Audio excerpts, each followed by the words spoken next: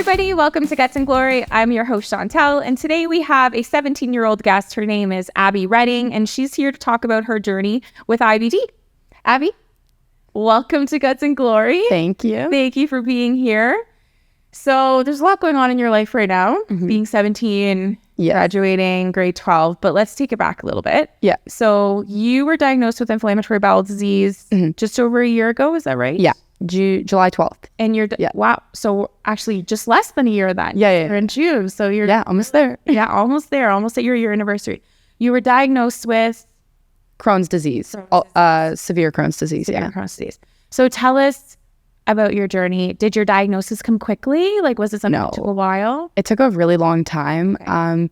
Pretty shorter than most patients, but it was difficult because mine was so severe. In April, I had gone to Hawaii and I got really, really sick. Like Hawaii? I know, right? What a buzzkill. I was like fainting on the beach. What? And I threw up everything I ate, and we're like, oh, should I just have a bad stomach bug? And I came. Actually, you think you've picked something up? Yeah. So we got home. I went to the doctor, the emergency room, and the doctor in Huntsville had looked at me, did all the blood work and everything, and she's like, oh, it's just hemorrhoids. So I got a script for hemorrhoid cream, and we had bought literally every single cream on the market. Right.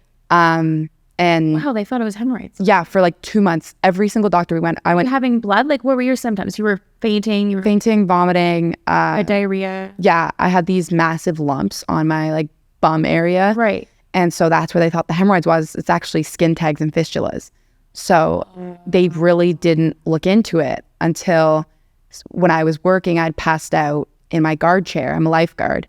And my boss came up to me and I was fainted, completely out, and tapped me. You sort of cannot be passed out as a lifeguard. No. I mean, if a kid drowns, poor Jimmy, he won't live anymore. This is not but good. no, yeah. My boss tried to wake me up. They pulled me inside, tried to cool me down, thinking it was just heat stroke, because it's common. I work outside. Right. And we went to the hospital. My hemoglobin was 70. So that's infusion level, except most town hospitals will not infuse. But so you went to small hospital at this point. Yeah, it was the Huntsville District Hospital or whatever.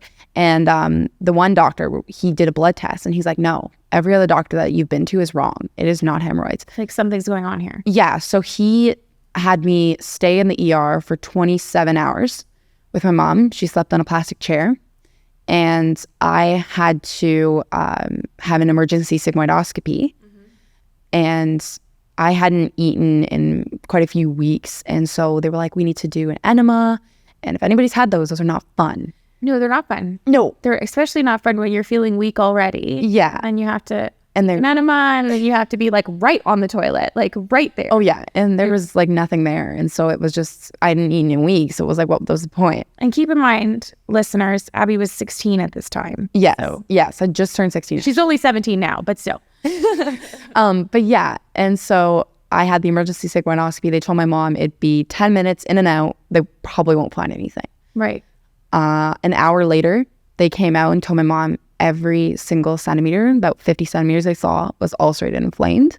So that's also probably why it took so long to do. We have to be careful when they're scoping. Yeah. Right. So they referred me to a doctor in Huntsville, but the problem is we don't live in Huntsville. That's just our summer home because my grandparents live there. And so we got referred to Sick Kids, to Dr. Walters, and he's been a great doctor. And I was admitted so they originally wanted to do a full endoscopy and scope and that kind of stuff. But I had an infection, a bad fistula infection. That's why I was in so much pain, to the point where I was literally on the ground screaming. So did you get transferred from that hospital down to Sick Kids? Or yeah. Okay. Yeah. So in ambulance? We drove ourselves. Your parents. The ambulance ride would have been crazy. Yeah. But we were supposed to come in for a scope. You just kind of come in for the scope and then leave. But when they had talked about the discharge I was having, it was related to an infection in my fistulas, what they assumed was fistulas. Right. So you have fistulizing Crohn's. Yeah. I think they said 6 or 7 fistulas, and they're all branched out. This was at the time when you were... Yeah, and they've gotten worse. But yeah, so they tried to manage the infection. I was on a bunch of antibiotics, still am, long term. And they finally were ready to do the scope, which was horrid. If anybody's done scope prep, it sucks, like really bad. It sucks. Yeah. Scope itself, you're sleeping, so you're like me. Yeah. But the prep, wake up. Yeah, the prep is just not the. No, it's not fun. Mm-mm. It's okay if you're going in for a routine colonoscopy and you're healthy and you don't have fistulizing Crohn's, you don't have all these other situations. But when you're very ill, Yeah. and you have fistulizing Crohn's, it's not a fun experience. And it's needed though. Yeah, it's needed. You have to do it, but it's not a fun experience. Yeah, and especially when it's like your first one. Like I'd never had a colonoscopy before, so it wasn't. I wouldn't say the procedure itself was bad, but it was just the whole night leading up to it. My nurses, they were like, "We're gonna do one more dose." My nurse was like, "No more doses. She's done. She's emptied. There's nothing else in her colon." So for our listeners who don't know Ontario, do not know Canada very well, so when Abbie talks about going to a clinic or to a hospital in Huntsville, it's like a very small northern town. So it's probably 2 to 3 hours north of Toronto, like the big city. And then when you were transferred down to Sick Kids, that was going right into downtown Toronto. Yeah, center. Right in the center of the city, where I'm glad you went to Sick Kids. As a kid who's under the age of 18, it's the best place to go. Yeah. Like I tell people, if your child is sick and you can get to Sick Kids, go there. Yeah. Because they're an amazing place. Yeah. So you got to Sick Kids, you had the prep. Dr. Walters, who said? At the time, it was Dr. Benchwell who did the scope. Dr. Benchwell did the scope. Okay. Dr. Walters was on like the off week where he just does like online calls. Right. So I did have Dr. Benchwell. So after the scope, it was pretty brutal. I had woken up. I mean, I was high on anesthesia, which was hilarious. Saying some weird stuff. Especially as a 16-year-old. I'm Yeah. sure her mom was having a great time. Oh, she was like, she sad she didn't film it. She wanted to play it at my wedding. But yeah, the anesthesia wore off eventually. But when I had woken up, I knocked back out after. When they woke me up, my nurse, you're not really supposed to like shower right away because I wanted to shower. And I was still like, you need support to stand. Right. So she'd actually wipe me down with her hand in a cloth, wipe me down. 'Cause I was covered in blood. That's how bad it was. Like all up my backside, all over my legs. Like it was. But this is because of the fistulas. You had so many. Yeah. And they said as they moved the camera, it just kept gushing out. Like they were worried they'd have to do a transfusion just because it was so much blood. So is that when you got your diagnosis, or did you get your diagnosis from the sigmoidoscopy you had in Huntsville? They didn't fully diagnose just because they have to do a full scope to diagnose it. And usually some biopsies. Yeah, so they took the intestinal biopsies and they took pictures, but there were some interesting pictures. They're like, this is a good colon, this is yours. Yes. This is bad. But that's good though. It's a good learning experience that they took the time to explain those things to you. Like, we're going to be sick with IBD for the rest of our life. Unless, magically, you're way younger than me, so maybe there will be a cure one day. But in the meantime, we need to learn as much as we can, right?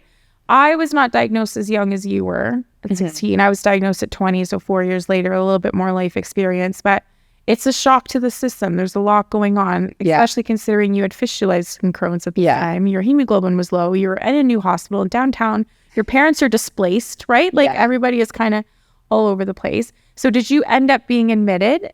Yeah. So my first admission was when I had the infection. That was about almost 13 days. Right. They let me go because I was like, break me out of this prison. I loved it at first, but after the like scope prep, I was like, I'm in jail, let me out. So yeah, I kind of just begged the doctor. Like he'd said he should have kept me for a little longer, but it was summer. I was, working and skating, and my one goal was to leave the hospital before skating started up again. So yeah, he kind of just let me have my way. So you're on a treatment plan now. You said you're on antibiotics. My guess is you're taking like Cipral and Flagyl. Yes. Is that the... Yes. Yeah.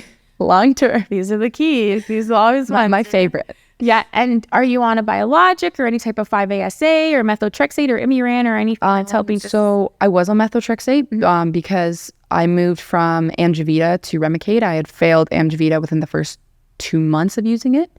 Right. Which happens. Like, oh yeah, a trial and my body was just using up the medicine way too quickly. I was up to like I think 4 or 6 pens every week. That was how much medicine. Yeah. So they moved me to Remicade. It's been working ever since. Cross my fingers. Knock on wood. That doesn't stop. And how often do you go for your Remicade infusions? Are you 6 weeks? Q6 weeks, yeah. 6 weeks. Yeah. Okay. So levels have been good. They did drop the last TDM. And I asked my doctor, I was like, is this bad? And he's like, no, it's good. As long as it doesn't drop between 18, we're good. So you're on Remicade, Cipro, and Flagyl. You're on anything else right now to help try a bunch of vitamins, folic acid, yeah, lansoprazole, yeah, ondansetron. Ondansetron's my best friend. So your fistulizing Crohn's is still here. Obviously, that's not something that just kind of goes away. You're still dealing with it. But despite how you may be presenting clinically in your colon and your intestines, how do you feel right now? I'm assuming better than that. Yeah. Definitely better than the summer. It's been difficult because I've been in what the active flare for over a year. Right. Like they said it's such a difficult case, you can't get into remission, which is like sucks. Yeah. You have to symptom manage essentially. Yeah, because all my friends that I met are like, oh, remission's great, hardly any symptoms. And I'm like, here I am with 17 drugs and Don't give up yet. Don't give up, girl. No. Like, you'll get there. Oh, yeah. There will be a time. I feel like based on what you had said, obviously I think you're doing a little bit better. Yeah, a little bit better. But still daily struggles, still issues. Yeah, I'm a pretty high pain tolerance. So symptoms, when I did get sick, my mom was like, this is weird. Abbie never complains, so something serious must be going on. And it sucks, and you feel like garbage, but there's nothing you can do about it, and you kind of just got to suck it up and live with it. How's your eating? Are you okay? Yeah, okay. Here and there. You're a teen, so I'm sure you're not sticking to a super strict diet. No, I mean, I know what works for me. Like my dad and I are the same way. Like trigger foods that bother you? Yeah. We think he has Crohn's just from the way his body functions and it's genetic and really. Yeah, absolutely. Yeah. So they think now that you're having a diagnosis and you have symptoms, it's probably an eye-opening. Dads don't like to go to the doctor. No. Maybe that's a stereotype, but like my dad doesn't like going to the doctor. No, your dad's like, I'm like, dude, just get up, just go and get the need to go. Thank you. Like I get it. Just like I'm doing it, Dad. Like there's no excuse. But if you're gonna keep complaining about the pain, go to the doctor. It's not that hard. So but that's nice though to have your dad, even though he doesn't have officially a diagnosis, but to have trigger foods together and can kind of regulate what you're eating and what you should be eating. And kind of eat the same thing together. Yeah, that's good. Yeah, because like my mom, she makes really good food, but she loves her spices, like her seasonings and her spices. And I'm like, okay. Now see, I am not bothered by spices. Yeah. I know it's granted, hang on a second. Roll that back for a minute. If I'm flaring, if I'm really bad, don't. I'm definitely not. But if I'm feeling a bit better, like I'm not talking about, hot sauce that's removing tar from your driveway. I'm talking about a little bit of Cajun, a little bit of cayenne, just a little sprinkle, nothing too wild. But no, yes, I can tolerate it. But if you can't, do not. And I am not telling everybody to go out there and to try this. No, this is not what I'm saying. No. Like we know our bodies really well. But like also too, like people like, oh, eat lots of fruits and vegetables. I don't know about you, but I have a hard time digesting a lot of fruits and vegetables. It's hard. Yeah. Raw vegetables are really hard. And shaving your apples. They told me you do apple peels. That is something I cannot do. Skin, and like what they tell you, like the foods. When I got diagnosed as a kid, they gave you this like giant paper, and it's like this is what like the normal human body doesn't digest. And so it might be extra hard for you. Yeah, and so totally. I was like, I've been lactose intolerant, like not been able to tolerate lactose as much. Right. So it was like super sensitive. I went now fully like vegan kind of thing, like vegetarian. Doing nothing. Oh yeah, my favorite meal was quinoa and a piece of chicken. And or the quinoa, good for you. Oh yeah, I know, right? Yeah, quinoa and a piece of chicken or quinoa and a piece of salmon. And then you slowly introduce some stuff back into your diet. Yeah, like my biggest thing that bothered me was that I couldn't have Starbucks. I'm a huge Starbucks addict. Girl, you are 17. You do not need to be having caffeine like this. I'm gonna tell your mother. No, I'm just kidding. Actually, she knows. You know knows. What? I get the side eye. Students in grade 7 and 8 will come walking into my classroom in the past with like coffees. I'm like, what is going on here? Oh yeah. Like no, the coffees bother me. Like I'll have like a here and there coffee for school when I'm studying. They're also I also feel like for a lot of people, caffeine's a bit of a laxative. Yep. which we don't need any help with. No, I mean, sometimes you know, Sometimes. clear everything out. You know, Yeah. colon Yeah. prep. Yeah. Just take some coffee. But yeah, like, I know I'm my Starbucks. So I was like going through because they were like, oh, watch sugar intake, watch this. Right. So it was like the first thing I did getting out of the hospital was make a list of the Starbucks drinks I could have. Right. Because that is all I cared about. You'd think 16-year-olds would be like, what can I still have at McDonald's? No. Abbie wants to know. What can she still have at Starbucks? And my, you know, the good thing about being in the hospital is that Sick Kids has a Starbucks that it's open In the lobby. from 5 a.m. till 11:30 at night. It's probably the only one that's open that long. There's probably nothing else in the hospital. That's We were going 3 to 4 times a day. Yeah. On Dad's card. Oh, no. On Dad's card, though. Yeah, to make the dad. I'm in the hospital. You better pay for my Starbucks. And he's not going to the doctor. Nope. So there we go. Exactly. Go to the doctor. So almost a year has passed. Yeah. You obviously had a difficult year. That would have been closing off grade 11 Yeah. and summer and into grade 12. You have graduated. You've kicked Yes. butt. Yes. You literally and figuratively, you've kicked Pun butt. intended. You actually have prom tomorrow. Yes, which prom is is wild. Here she is, the day before prom, on our episode. Oh, yeah. So, just a little background for our listeners. So, I actually met Abbie. We were at a GI Society Inside Affairs event a couple of weeks ago in the city of Toronto. And Abbie was a youth on the panel. So there was a panel of probably 5 or 6 people. A bunch of different people were up there. 6. She was the only patient. Abbie was the only patient, and being a youth. So, of course, I was in the audience listening, and I was captivated by Abbie and just her story and just being a teen. And we've had teens on here before and talk about theirs. And I'm always just like amazed by kids. I'm going to call you a kid. Don't get offended. By kids who are dealing with this disease and still navigating life. Like being a teenager is super hard. Like grade 12 kicks your butt, you know, It sucks, yeah. Yeah, it sucks. So like having to deal with high school and then having fistulizing Crohn's disease, like, you know, were accommodations made for you? How did you navigate being ill in high school? And like, not to throw anybody under the bus, but let's have an honest conversation. Like this obviously was difficult for you. Yeah, so entering grade 12 in itself is like a big change for people because, you know, you're moving on. This is your last year of high school. So much pressure. Like post-secondary, like everything's stressing. Yeah, so I came in after the summer. I chatted with my school and it was like, this is all the crap that happened over the summer. Did mom and dad like help you? Like, did you like? Yeah. Okay, so mom has been a very good advocate, like to the point where I tell her teacher's not giving me accommodations. She gets right on the phone. Shout out to mom. And shout out to mom. And brings like all hellfire down on that teacher. Yeah. Because she cares. She's absolutely, and she's been in the industry. She knows like everything about Crohn's. And now that, you know, her daughter has it, she's kind of been like super mom, you know? Yeah. But yeah, so it was tough. It was hard because it was like call after call, like, what do you need? What is this? What is this? So we came up with plans, 3 plans, A, B, C. And plan A was simple. You know, if I was sick, you know, I'd get an extension, whatever. Right. Plan B was if I happen to miss school, I'll go on Zoom. Right. Plan C was if I happen to miss a test or exam that's big, they'll be like, it'll either be waived or written at a later date. Okay. This was a plan that was made with the school, you mean? Yes. Like, yes. Okay. These are my plans, you know, because they try to make plans so that we can implement them in case something happens. Well, it's good that there was a multi-step approach too, because Yeah. like IBD is, it keeps you guessing. does whatever You don't really get a choice. it doesn't give a shit. No. It's like, hello, I'm here. Yeah. Yeah. Okay, so that's good. And yeah, so they were good from the start until about first semester.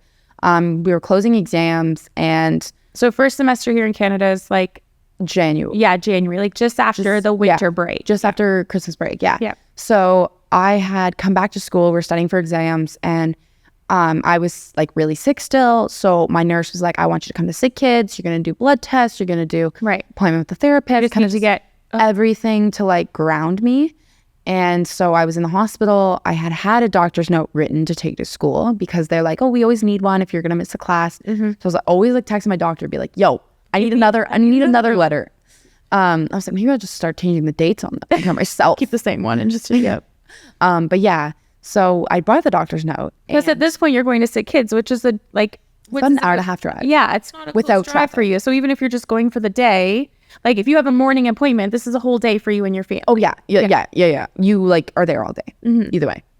So we had come home. It was a few days back and forth, and I had said to my school, I need to move my exams.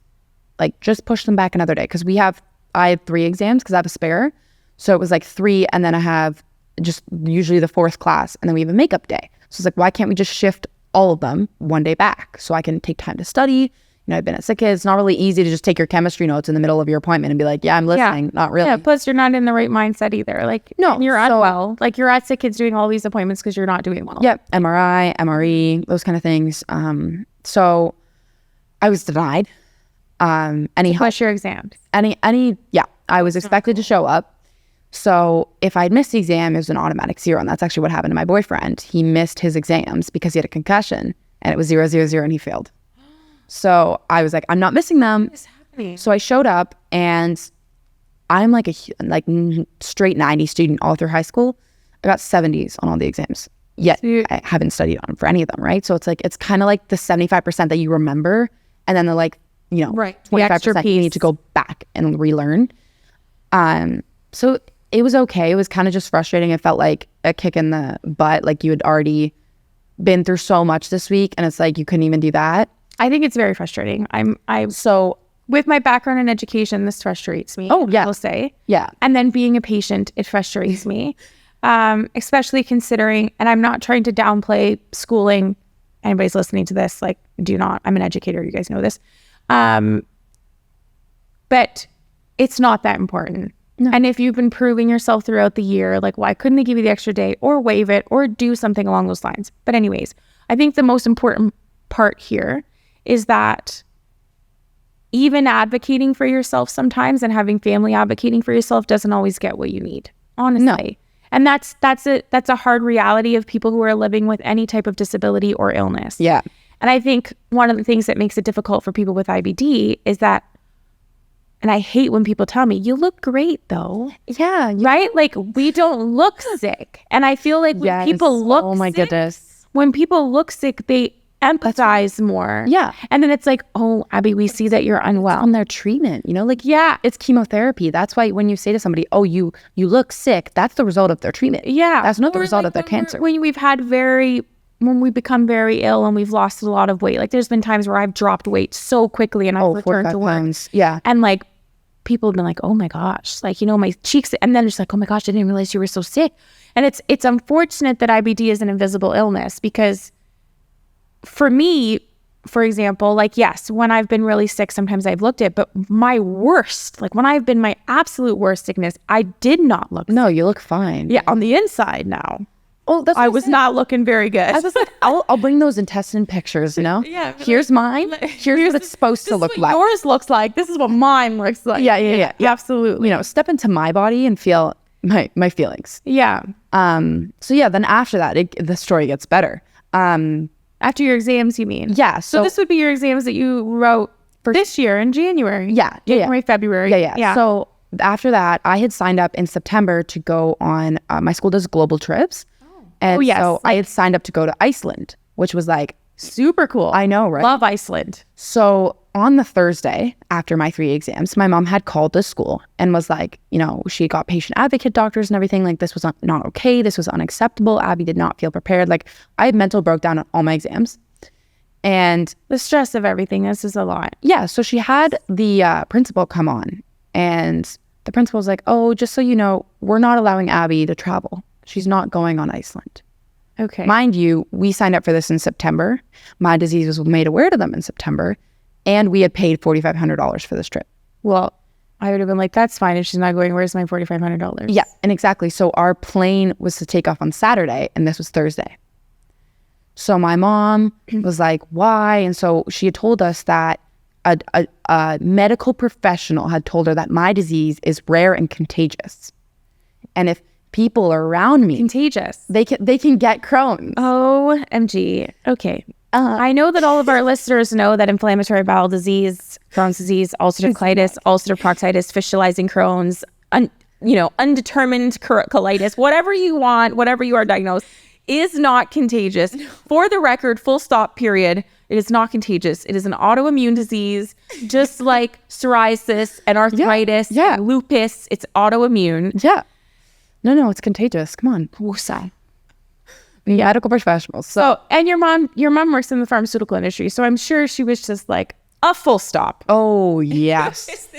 So mom got a little, I've never seen my mom this mad because, well, it's just the sheer ignorance. Yeah. First of all, it's her daughter. Second of all, look how frustrated I just got just then. Yeah. And you're not my daughter. Yeah. And so, but you're not. So she had actually called one of our, I think, family friends or somebody she worked with has IBD and is a lawyer. So she called the lawyer and was like, we're gonna sue for health discrimination and fraud. Yeah, because they were gonna take our money and not give it back. It's also a lie. Yeah, you are contagious, and even spreading that information is just so harmful. And I had told her repeated times, tried to explain it to her. She was just too ignorant to listen. This was administration.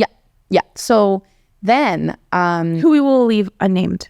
Yes, we will not name. Also, the name of your school we will leave unnamed. That will be unnamed too. Yeah. So we then went to, we had the lawyer call them. We're like, this is what we're suing for. My mom was like, hey, we can get your university admission fees. As we were secretly hoping they wouldn't let us go on the Iceland trip. So then she did let us go.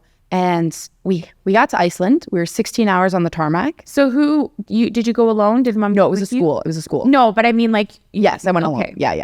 So and your doctors, I'm sure, had your treatment all sorted out at that point. Well, yeah, and flying with your meds, you were ready to go. Yeah, I was traveling with one of the staff has ulcerative colitis. So one of the teachers that was doing it was like, this is a load of what, like, right. She's like, shout out to that teacher who will leave unnamed. Shout out to her. Yes. She knows this. I always tell her, I'm like, I love you for that. But she was like, this is all wrong. I don't agree with this. And so we got to Iceland, 16 hours on the tarmac because we had ice storm had hit. It was like the really bad ice storm from the volcanoes. Lord. And then we left. It was supposed to be a 7-day trip. Another ice storm was going to hit, so we had to leave after 3 days. And we only got $300 back. Oh, but Iceland is gorgeous. It's beautiful. It's a beautiful place. The lagoon. We actually hiked. Probably one of my favorites was the glacier. We hiked this giant glacier. So you just had a jam-packed 3 days. Oh yeah, and we went into the lava tunnels. All we missed was museums. We missed a whale watching tour, but I've seen whales. So we got the good stuff. You did some good stuff. Got the good stuff. You did some good stuff. And I'm glad you went. I also think it's just nonsense, all those things that had to happen before that. But here you are. Prom tomorrow, graduating. Oh, yes. Pulled it together. Finally. Tell us what you're doing in September. So I am moving to Boston, Massachusetts. Holla. I got into my, it's a doctorate of pharmacy program. So it's direct entry, 6 years. There's only 2 in North America. I believe it's us, it's MCPHS and Dalhousie. So you're in Boston hardcore 6 years. Yeah. And when you graduate? I think I'm going to stay in the U.S. Try and apply for a green card or citizenship just because the industry, I feel, needs more work in the U.S. Needs more work in Canada, too. Yeah, that's true. I'm going to work on her Canadians to make sure she comes back. Yeah. But so at the end of your 6 years, you will be? Doctorate. I'll have a doctor of pharmacy. So you'll be able to be top pharmacists? Maybe. So everybody was always like, Abbie? Oh, you want to be working at Shoppers the rest of your life? And I was like, no, I actually want to go into gastroenterology. But working at Shoppers being a pharmacy is boss. I know, but you do what you want. Yeah. I also think it's fantastic that you would like to go into gastroenterology. Who better knows that than somebody who, right? I could already pass half the courses. Right. This textbook is wrong. This is actually wrong. We need Let's redo this. Perspective. So scrap it. One of the things that drew me to you was when we were at the Inside Affairs by GI Society, you read a poem that you had written. Mm-hmm. And it stood out to me. And I know you're not going to read the whole poem. No. Perhaps we can put it up on our social medias and others can read it at their own time. Also, I think, too, it's nice for people to absorb poems privately and personally. And I think when people read your poem, like myself, there were certain stanzas and lines that you said that I automatically thought about myself and I personalized it to me. I could have said that. I could have wrote that. That's exactly what I'm thinking. Yeah. So you're going to read the last stanza of your poem? Yeah. The conclusion, not to spoil the ending, everybody. But read your last section of your poem and then we'll talk about... So it kind of goes on. Then What's the name of your poem? She named it, for the GI Society, it was named Inflammatory Bowel Disease. Right. But I named it Silence. Silence. Yeah. Powerful. Silence, yeah. Okay, so I'll just read the last ending. So I said, we all had to. We had no choice. We had no guidance, no please or thank you, no willful choice to decide what we were going to do today.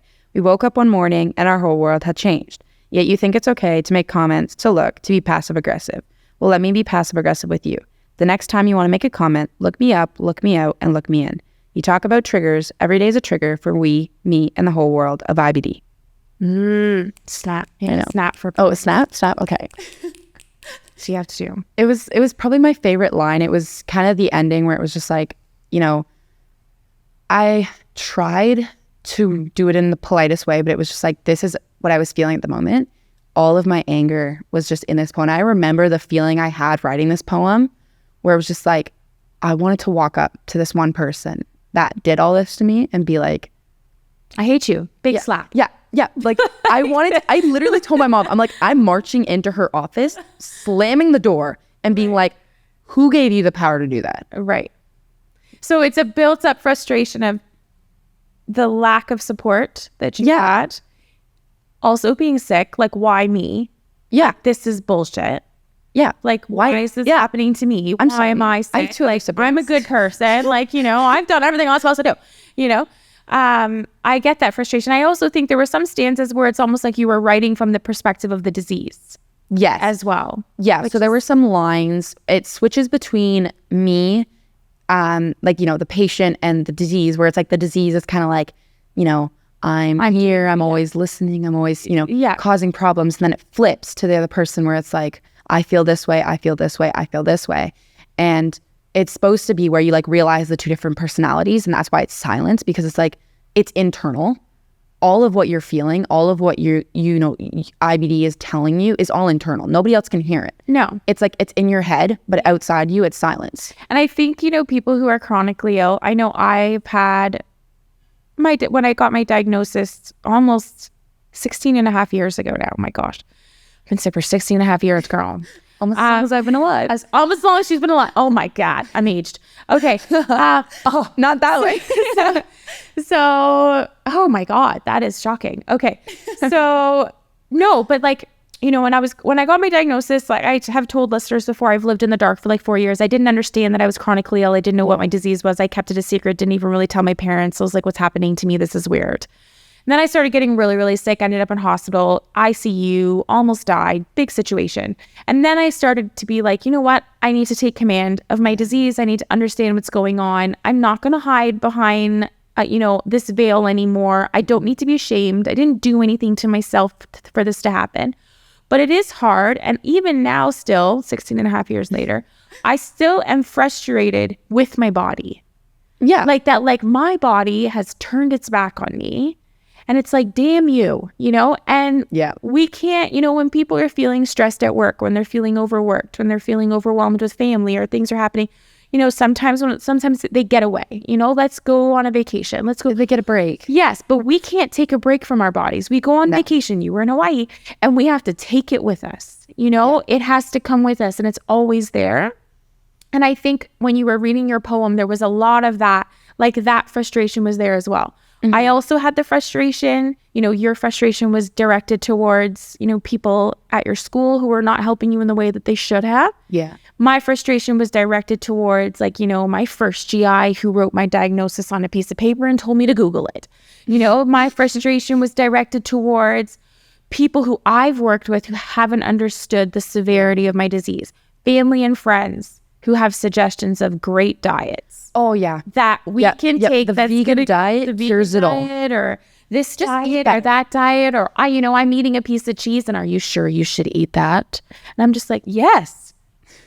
Watch me. I've had this for 16 and a half years. I'm fairly certain. Yeah, watch me put it in my mouth. But also thinking too, I think it's frustrating that when people have suggestions for you. Now you're early in your diagnosis, so it's one thing. But I've been living with this disease for so long. Like I promise you, everybody, I have tried everything. Yeah. Everything. Every diet, every medication, every yoga, every mindfulness, which is super helpful. Like, there's credit to all of these things. And I know what works for me, but what doesn't work for other people. Right. Yeah. So what works for you, and this will be a journey, and it sucks. when I meet other people with IBD. It super sucks when it's kids, when it's youth. So like, seeing you on stage and then they were like, you're 17 and you were just diagnosed. And I was just like, God damn it. There's like the frustration, like, and the perspective of IBD, like this shit got us again. Like it's one of those, but, you are fantastic. And I'm sure you've been told this a million times because you do wonderful things, but you're well beyond your years. Yeah. And I kind of wish you weren't. I kind of wish you didn't have these experiences and you were not well beyond your years. But I'm sure that there are components of your life that you're still a teen, and I hope you hold on to that.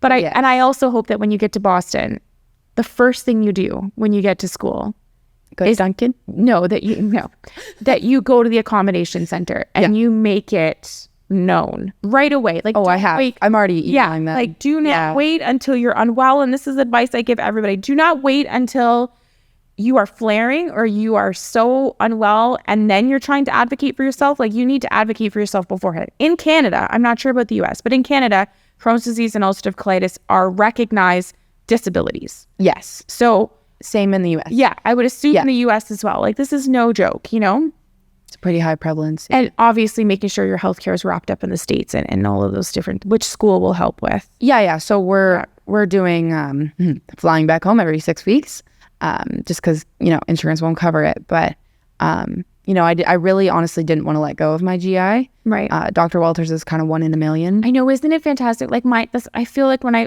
met Dr. Silverberg for the first time, even my doctor before that, Dr. Young, when Dr. Young had to let me go because I got so sick and I needed to go downtown to Mount Sinai to Dr. Silverberg, I cried that I was leaving this woman. I know. Bawled my eyes out. Scared. Saw her yesterday though, love her. And then I met Dr. Silverberg, love him. And like now I'm thinking you're with Dr. Walters. But so when you're at Sick Kids Hospital here in Canada, in Ontario, in Toronto, when Abbie turns 18, she's no longer sick kid. She ages out. So you'll be transferring, you said, to McMaster, which has amazing doctors. But it's hard because now you're getting rid of because you build such a relationship. Absolutely. This is the hardest part of my life. Like I've been through some really hard stuff, and especially grade 12 alone. A lot of stuff happened alongside having IBD. But being unwell is very difficult. Yeah, it's difficult in and itself. Like the amount of energy it takes for me to stand up and get up in a day is so hard. Yeah. Like to get dressed, to go to school. And like, I love my teachers, but why do you talk for 80 minutes straight? Yeah.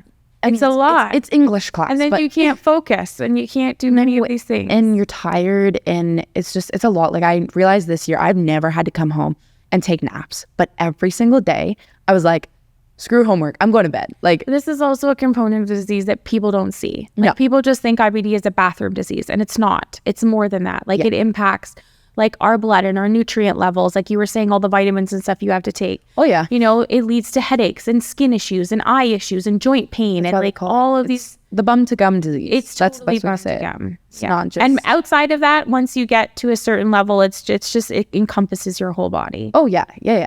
So you mentioned you had a boyfriend, which I'm assuming means mom and dad know. Okay, I tread lightly with Yes. Mom and dad know. They make it very embarrassing. So were you with your boyfriend before you were diagnosed? No. So you've met since your diagnosis? Yeah. So how has he been? A teenage boy. How is he dealing with? Funny thing is, my boyfriend has an autoimmune disease as well. Okay. So he has, I don't remember the exact name of it. I think it's called ITP. Okay. It's a blood disorder. Right. So he has an insight. Yeah. So he kind of gets it. And I think the one thing that I love about him is that he understands like everything, like remembers everything I tell him and like understands me, not seeing me as my disease, but knows it's there, right? Like, right. Some of my friends will kind of forget. They'll be like, oh, you're home again, or you're skipping school again. Be like, oh no, how are you feeling today? How's the pain level? Like, actually cares, which is weird because people who don't have IBD, it's hard to understand. Don't get it, right? So that's why my best friend, her name's Carly. She is amazing. She's going through ulcerative colitis, but they think it's actually Crohn's because of how bad it is, and it's not just one area. But it's like we're literally texting each other and we're like, hey, on the toilet too? Like it's a whole new level. Yeah. And so it's like I have those people that get me. Right. And it's like I just have such a strong relationship with them that I don't think I'll ever have with anybody else. Yes, absolutely. Yeah. And whether this relationship works with your boyfriend right now or not, because you guys are young and, you know, Yes. who knows? Young and naive. It is still young and naive. You said it. It is still, you know, and that's what I said. When I meet other people with IBD or even other people who have other autoimmune diseases, you don't even like, you just automatically connect. Get it. You automatically are like, hey, We've been, you know, and I have fantastic family and friends in my life who do not have IBD or autoimmune diseases. Yeah. And they are fantastic with me. Yeah. But there are certain levels that they just don't understand. They don't get it. Right? Yeah. So to hear that you have a best friend, and what's your boyfriend's name, by the way? Liam. So Carly and Liam, just Shout out. Love you guys. They're doing awesome things. Love you guys. It also sucks that the both of them are dealing with their own illness as well. And I wish Carly and Liam, I wish you your wellness. But it's important. It's important that you have that community. That also tells me, you know, thinking as a like mom level now, it's also fantastic that yourself and those two individuals are open about talking about it, and that's how you found each other. Yeah. And that's what I say to people, to never be ashamed about your disease. No. To never hide it, because there are so many people out there who have their own battles. Yeah. And once we start talking about it and opening up, we really do find some pretty beautiful people in our life. Yeah. And I think the people that have diseases like autoimmune diseases or these sicknesses are really some of the strongest people. Like Totally. learning to manage life. Dude, Like we are super strong. Yes. We can boast about ourselves. Yes. Okay? Hashtag badass. Yes. Okay? We are badass. Just Put it on a shirt, everybody. Put it on a shirt. We are super strong. Yeah. Absolutely, we are super. We have no choice. No. We have no choice. And you know, when people are like, "You're so strong," like I couldn't do it, and I always say to people, like, I know you think you couldn't do it now, but when when you have no choice, you have do it. You have to. Absolutely. And and But with that said, you are totally allowed. to have your bad days. Totally. Yes. And feel sorry for yourself and break down and be like, this is horseshit. And like want to like punch your pillows. Like I encourage you to let it out when it happens and cry and scream and just be like, don't talk to me. Like, you know, Mom, get it. Yeah, do all of these things. Yeah, do all of these things because it's not healthy if you don't, right? And I hope you find humor in it. You will. Yes. You will get to a stage. Those funny, what is it? I think I sent my friend at Christmas the 12 days of Crohn's mist. 12 days of Crohn's mist. It was hilarious. We spent like 10 whole minutes laughing. I'm gonna Google that later and see what that's all about. Oh yeah. But we have to find moments of laughter in grief because this disease is hard. Yeah. And it's like not going away. Like not going away. Yeah. There are days where I'm just like, why? Like, why me? Yeah. Why? Totally. Like, I already have enough crap going on. And when you get to university, lean into the mental health help because university stress is another level. Oh, yeah. Being university stressed and being ill. I was diagnosed when I was in university, so that was like not fun. Quite literally a hot mess. Oh, yeah. But lean into mental health support and social groups and things like that because it's very important. Yeah. And I feel like your mom like letting you go. That is my mom. She was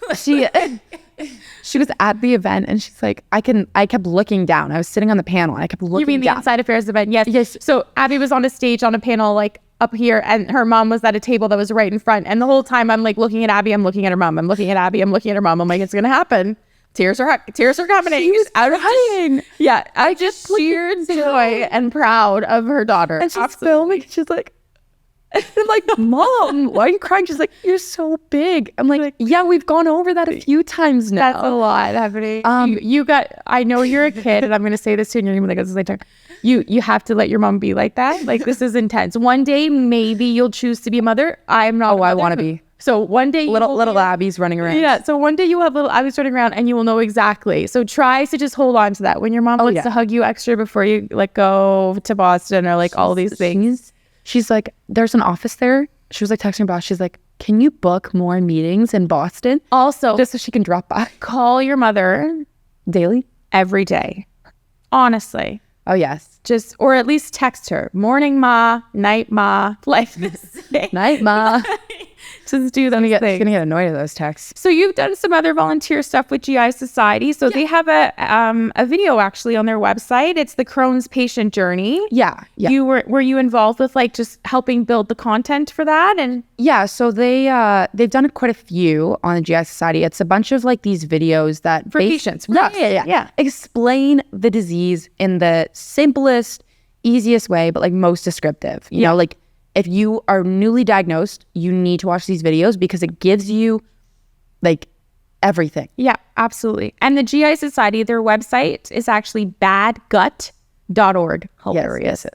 Badgut.org. So, yes. And the good thing about GI Society is like if you are listening to this podcast and you don't have IBD, you don't have inflammatory bowel disease, Crohn's disease, or ulcerative colitis, badgut.org, which is the GI Society website, really encompasses all gut-related stuff. There's stuff on there about IBS, celiac disease. Like there's a whole bunch of stuff that's on there. And the patient videos are really informative at getting messages across for the average person. Yeah, like showing it. I know I showed it to like this club we have at my school. It's called Doc Talk.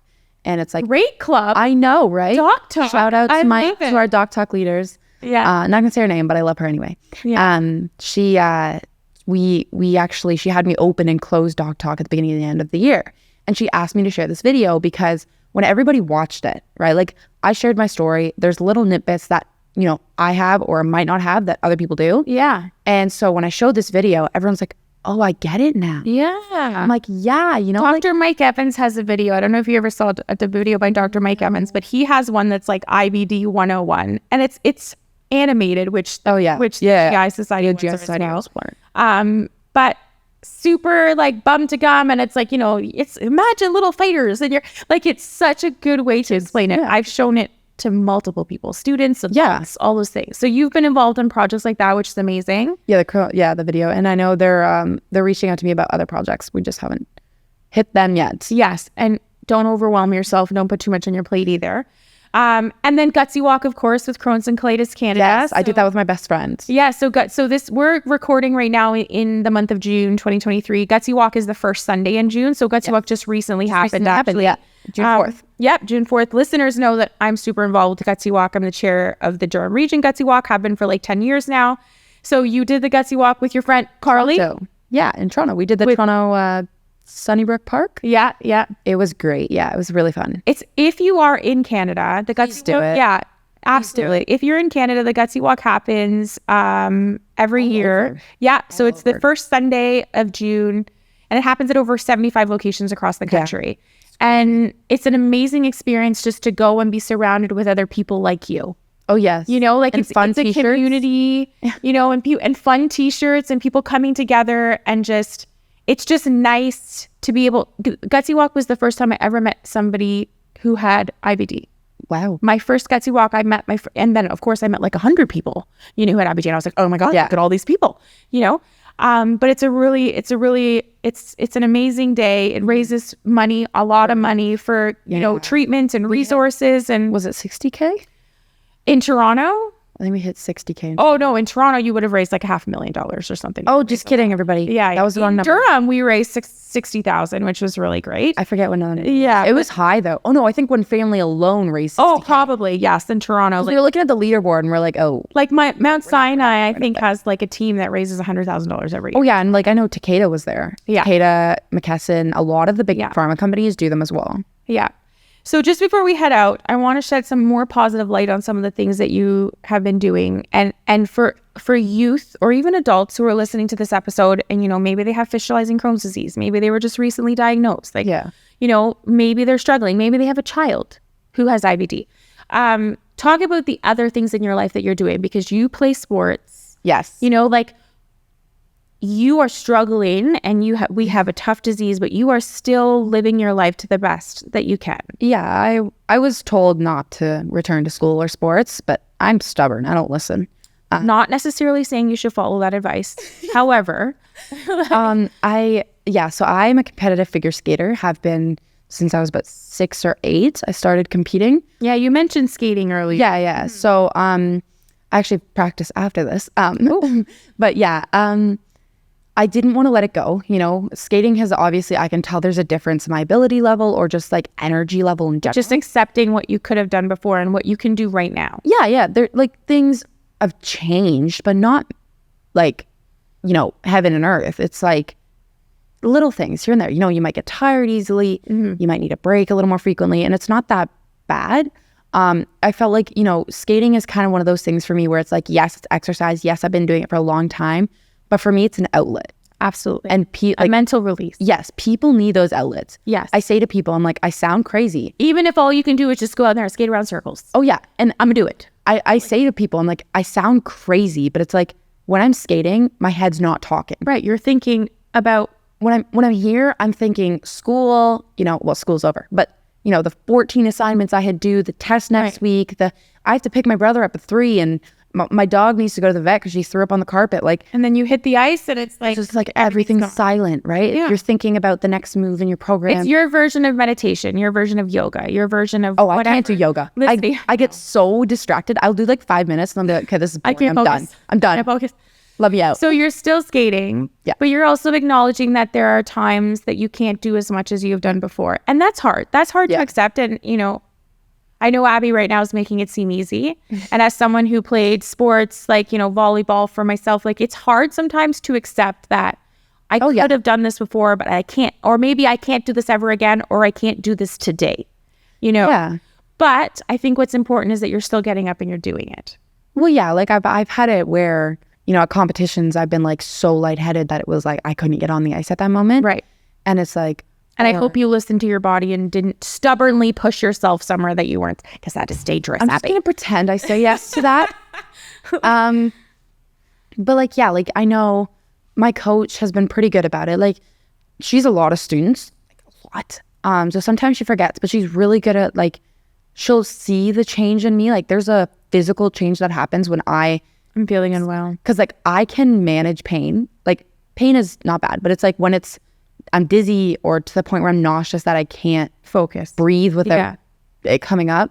There's a change in my attitude or my change in my like kind of appearance. Like I look distressed or something. And so she recognizes that. Right. It's like, okay, sit down. And or she's like, coach for a long time too. So I'm sure that since I was, she did can skate. So like since I was 2 or 4. Oh my gosh. Okay. So she definitely knows. Oh yeah. She's seen it all throughout the years. She knows little Abbie. Especially when I became moody and hit puberty. Yep. She still jokes about that. All right.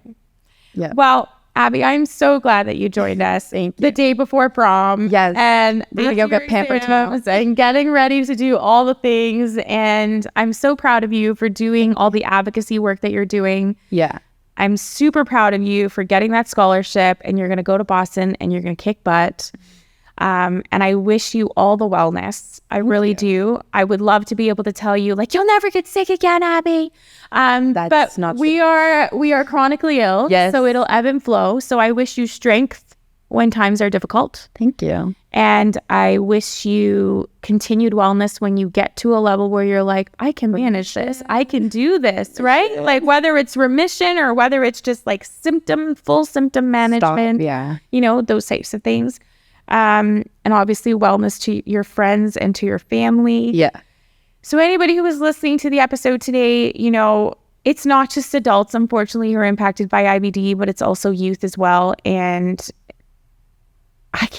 you know, a teenager sitting here navigating high school and university applications and still figure skating and being a lifeguard and doing all of these things with fistulizing Crohn's disease, you know, I just hope because we have a lot of listeners who sometimes, you know, who will write me and tell me that they're in a really bad place with their disease at the time. They're in hospital or they're in the bed and they listen to the podcast and it gives them hope. And I really hope that your story has given them hope.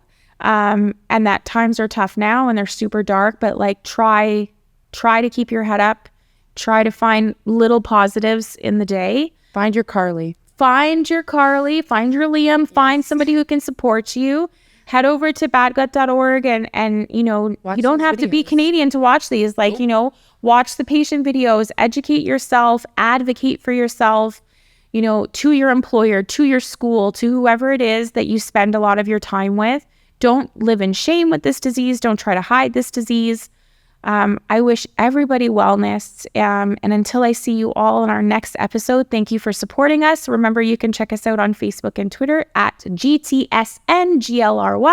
And our website is glory.ca. And we'll be posting some of the links as well that you shared, and perhaps maybe your full poem so that our listeners can read. So thank you, listeners. I hope you're doing well. Strength and positive thoughts. The information on this podcast is not intended or implied to be a substitute for professional medical advice, diagnosis, or treatment. All information contained on or related to this podcast is for general information purposes only.